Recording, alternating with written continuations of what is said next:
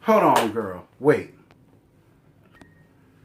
My bad, girl. That light triggered my OCD because it wasn't even with every damn thing else. But getting back to being silent on you bitches, because y'all have bugged me and hounded me day in, day out, season in, season out to watch this bumfoolery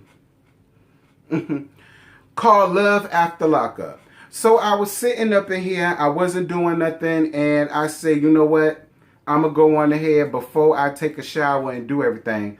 I was going to go on ahead and watch it, and then I was going to take my shower and come back to tell y'all that, Girl, I couldn't even get in my shower good because I was so afraid that all of the reads that I had to give these people, I was going to forget once the good water brushed up against and bathed down my damn body. Child, like, this episode and these people are the precise reason why I had no interest in watching this shit. Because I just don't have time for stupidity. Love After Lockup, Season 2, Episode 35, Cheap Thrills and Big Drills. So we meet Deontay, he's 33, and Nicole, she's 23. And both of them got the nerve to be from Newport News, Virginia. Deontay, I know you. Deontay, I can't think of where I know you from. I don't know if it was from church. Couldn't have been from school. Maybe it was school. Maybe I went to middle school with you or something like that. Or maybe we went to the same elementary school. But I remember faces. I remember your face, Deontay. You 33, so am I. You came out in 2006, so did I. You from Newport News, Virginia. I'm from Hampton. I don't know what school you went to, but I went to Phoebus, Deontay, and I know you. I don't know where I know you from, but I know you. And because I know you, and even though I may not know you like that, seeing as though how you from Newport News and I'm from Hampton, and we basically brother and sister in this thing, I don't feel bad for giving you what I'm about to give you. Deontay, see, I don't like simple people. Deontay, you're the worst in my opinion, because how the fuck you get your black ass up on this thing and sit here and let the world see you be made a goddamn fool of by this no good ass white woman that ain't doing nothing but using you and taking your ass to the You know what, Deontay? You gonna need this damn show. I swear to God, you gonna need it, because when that dirty ass white woman get finished raking your ass over the coals and taking you for every damn thing you got, and you gonna have to go back to live with your mama, Mama Nakia, and you gonna need the money, child, because this time she finna charge your ass first, last, and security. And I wouldn't, like, I swear, Deontay, you are such a handsome guy, but I swear you got the IQ score of a crash test dummy for you to get up here and make yourself be the type of fool you being up here for this dirty ass white woman. And it is no shade to none of my Caucasian subscribers. I love everybody and I love y'all down. Do not take no offenses to what I'm saying, because I'm not talking about y'all. It really ain't even got nothing to do with him. But Deontay, the ancestors didn't die for this fuck shit. And your mama don't look dumb. Your mama looks very sane. And neither do your brother. And the sad part is, your brother got more sense to see what the fuck going on here than you do. And you the oldest. He's supposed to be looking up to you. He's supposed to be doing this stupid shit that you doing, not the other damn way around. And then to find out that this ain't the first time some white woman that took you to the cleaners for every damn thing you got. Bitch assholes. We finna talk about it. I blame y'all. I do. It's a hoe that set up here and got this man much rather get beat down into submission by this dirty ass white woman versus being fooled up with one of y'all. To let me tell her it was one of them damn frowsy AKAs that did it. I had to get that off my chest, because that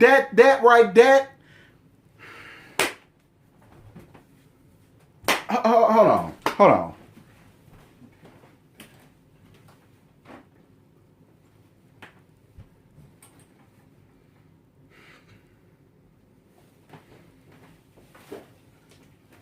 My bad, child. I had to get my life in order, girl, because I was really finna take off. I was, and I ain't want to do that, Because this ain't what this about. Wait, let me get back on. Wait.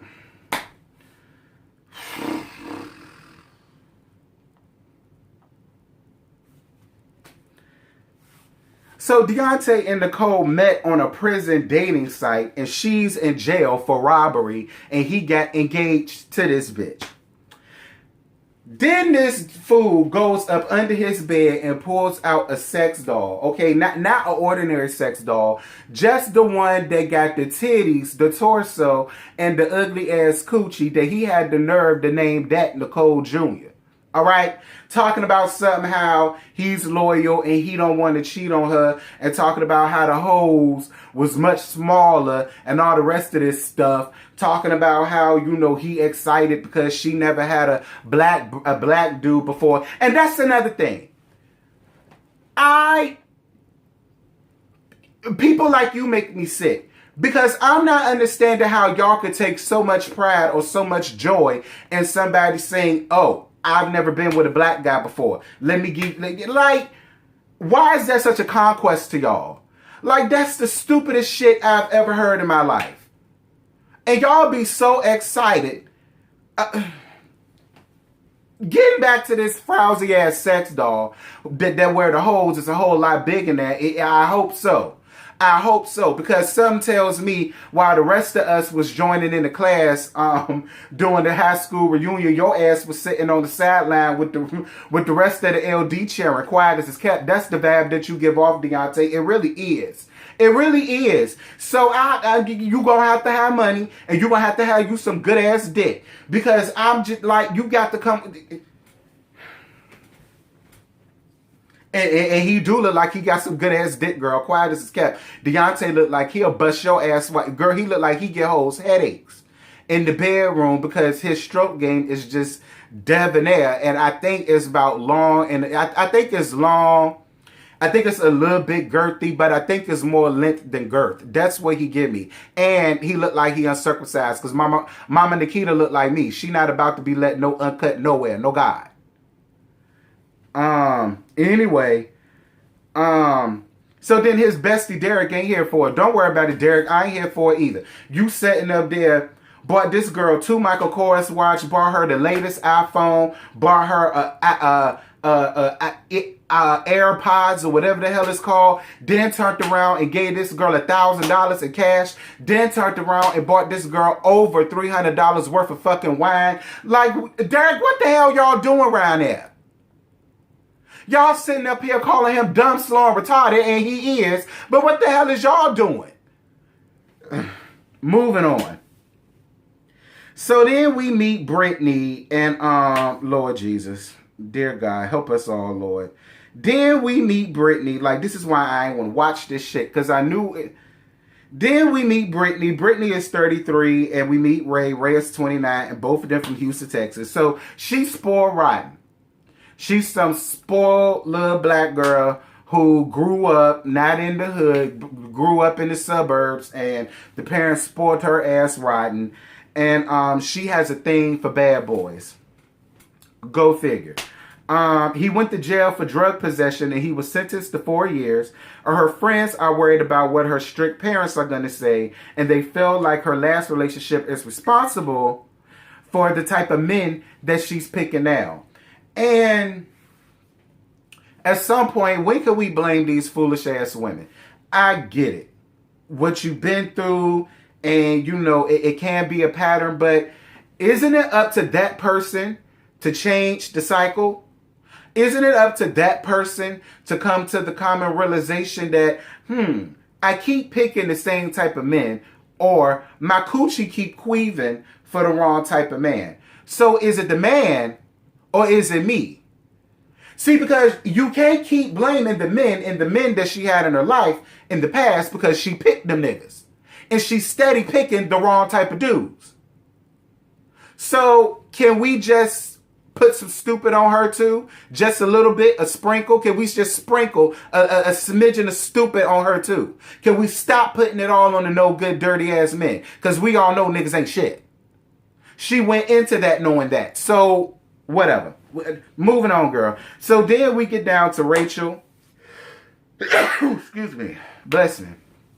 We get down to Rachel, who's 35, and Doug, who's 28, and they're from Warren, Michigan.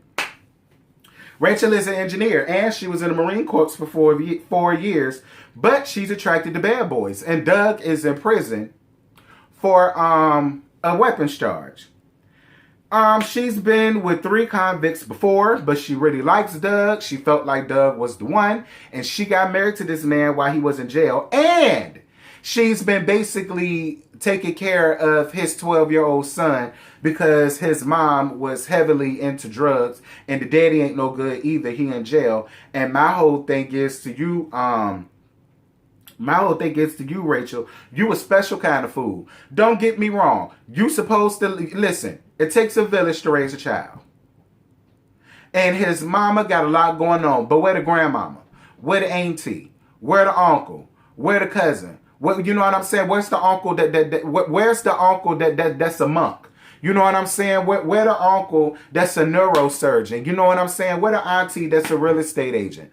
You know what I'm saying? Like, all of the family ain't shit, and he couldn't send his son to somebody else in his family. The son just had to come and live with you. Why? Like, that's the shit that I'm talking about. Because y'all done sat there and put this boy in a position or a predicament, and what will happen, God forbid, if y'all decide not to work. Now, you done sat there and got attached to this boy.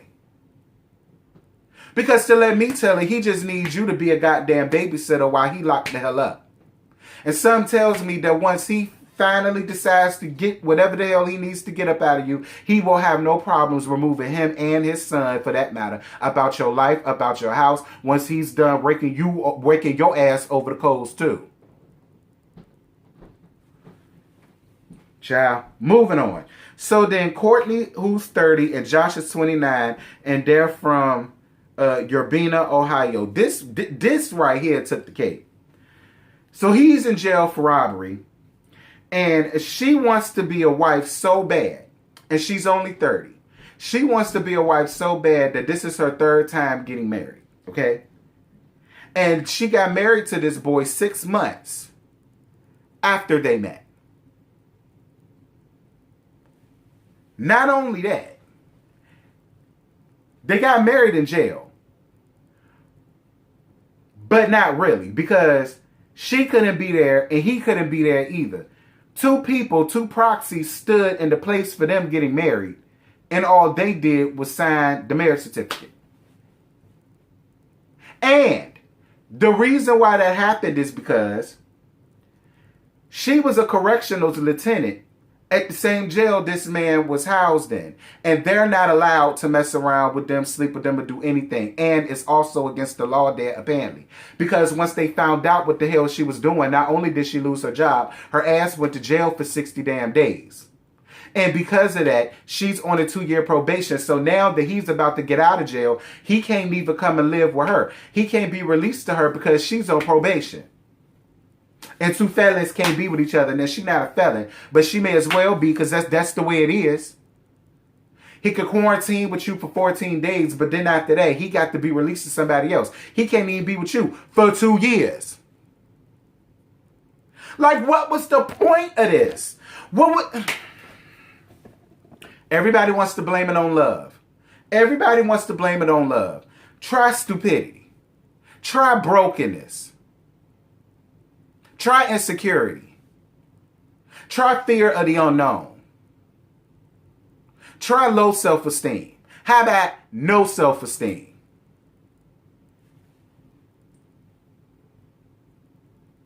So Stan is 65 and Lisa is 39, and both of them are from St. Louis, Missouri. So Lisa is in jail for tampering with a motor vehicle, meaning she stole somebody's car, and she's in jail for possession of marijuana and narcotics and stuff like that, and she was in jail for 10 months. Stan is worth $2.3 million, and he's a widower. Stan, Dash and Jimmy Dash and Jimmy are absolutely right. Dash and Jimmy said, we've been down this road. Because if you're worth 2.3, I'm more than sure they're in the millions as well. And I'm more than sure they like, Stan, we done been there and done that, child. And that bitch ain't nothing but a sugar baby, and all you is a sugar daddy. So don't put no lifetime expectations, because when she's done raking and cleaning your old ass over, I'm going to tell you something, Stan. You the main one that need to be careful, because I watch my shit on Oxygen right now. And they already talking about Snap. Has some greedy ass white woman that sit up there and have her lesbian lover kill her damn husband for the insurance money.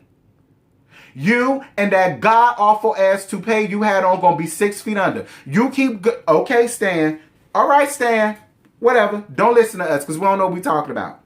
So then Rachel started talking about Dougie and, you know, how he's going to act when his dad get out of jail. And that really said a lot to me, because that boy not stupid.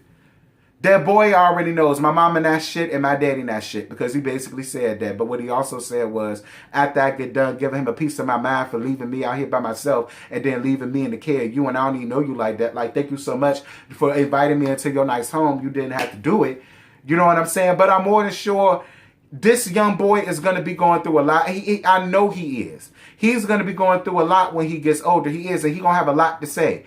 And you can already tell it, because he said he's going to let his daddy know you're a douche for getting locked up and leaving me here by myself. You're a douchebag.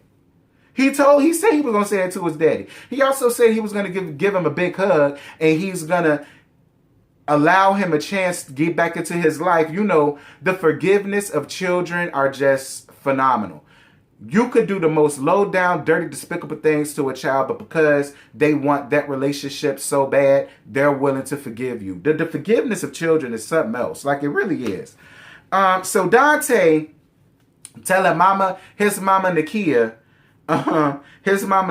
about Nicole thieving ass getting out soon. And Mama Nakia ain't here for it, because like I said, she let it be known that this is not the first time that this has happened. There was some other little dirty ass white woman named Chelsea that did the same damn thing. Girl, she cleaned him and raped him over the coals for everything he had. Girl, it was so bad he had to move back in with his mama and get back on his feet, because she took every damn thing, every penny that man had, she took it. And he done found himself right back in the same damn boat, in the same damn position again. But I'm gonna tell you something. Mama Nakia, if he do this shit again and she rakes him over the coal and take him forward, don't let him back in your house. Don't let him back in your house. He 33 years old. Don't let him back in your house. A hard head make a soft ass. It got soft the first time he had to move back in there. Don't you let his ass back up in there again. So then Courtney goes to pick up Josh. So then she being raked over the coals for everything she got. She talks about how she spent well over $25,000 just so that he could have commissary and stuff on his books and every damn thing else to keep the booty snatchers from snatching his booty while he was up in jail, girl. Girl, it was so bad she had to go without a hot water heater just so that he can have money, which is the stupidest shit I ever heard in my life. Jail ain't meant for them to be comfort. Jail ain't there for comfort. Jail is there to be as miserable as they supposed to be, so that once they out, they're not supposed to come back again. You're sitting there left yourself uncomfortable without a water heater just so that he could sit up and girl, what's with the pickle suit? Because he called you the nickname Pickle. You want to go and carry your ass down to the nearest party city and spend whatever little money that you ain't give him on a damn pickle suit? Now, depending on how this review goes will depend on if I continue to watch this shit again, because it didn't do nothing but make me mad. Like, I was just, especially Devontae, whatever the hell your name is, I know you. I know you. And you represented for the home team. And this is what you got to offer us? Girl, depending on how the numbers look will determine whether I continue to watch this shit again. Because I don't think my nerves can handle it. So if y'all want this to go on, like, comment, share, subscribe. Like, comment, share, subscribe. Like, comment, share, subscribe. I'm gone. Bye. What you're giving, that's how we live it. Don't be mad at the system, it's simply how we've existed. I hear a lot of people talking like they politicians and choose to be an accountant because it's safe in a business.